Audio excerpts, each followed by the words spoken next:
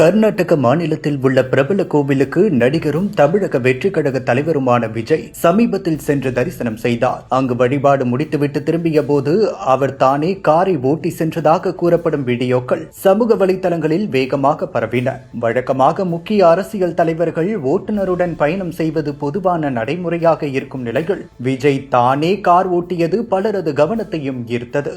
ஆனால் அந்த வீடியோவில் மக்களின் கவனத்தை அதிகமாக ஈர்த்த மற்றொரு விஷயம் விஜயின் அருகில் இருந்ததாக கூறப்படும் பிளாஸ்டிக் டம்ளர் தொடர்பான காட்சிகள் தான். அந்த டம்ளரில் என்ன இருந்தது என்ற கேள்வியை எழுப்பி சமூக வலைதளங்களில் பல்வேறு யூகங்களும் விமர்சனங்களும் முன்வைக்கப்பட்டன. எந்த ஆதாரமும் இல்லாமல் சிலர் கடுமையான குற்றச்சாட்டுகளை முன்வைத்த நிலையில் விஜயின் ஆதரவாளர்கள் இது குறித்து தேவையற்ற சர்ச்சை என கூறி விளக்கம் அளிக்க துவங்கினர். இதற்கிடையில் இந்த வீடியோக்களை சமூக வலைதளங்களிலிருந்து நீக்க சிலர் முயற்சிப்பதாக செய்திகள் வெளியானது. இந்த தகவல் உண்மையாக இருந்தால் அது இன்னும் பெரிய விவாதத்திற்கான காரணமாக மாறும். ஏனெனில் ஒரு அரசியல் தலைவரின் பொது நிகழ்வுகள் குறித்து மக்கள் கேள்வி எழுப்புவதும் அது குறித்து சமூக வலைதளங்களில் விவாதிப்பதும் ஜனநாயகத்தில் இயல்பான ஒன்றாகும். அதற்கு பதிலாக அந்த விவாதங்களையே கட்டுப்படுத்த முயற்சி செய்யப்படுவதாக மக்கள் கருதினால் அது பல்வேறு சந்தேகங்களை ஏற்படுத்தும். தங்களை மாற்று அரசியலை முன்னிறுத்தும் சக்தியாக காட்டிக்கொள்ளும் அரசியல் கட்சிகள் விமர்சனங்களையும் பொறுமையாக எதிர்கொள்ள வேண்டிய பொறுப்பு கொண்டிருக்கின்றன.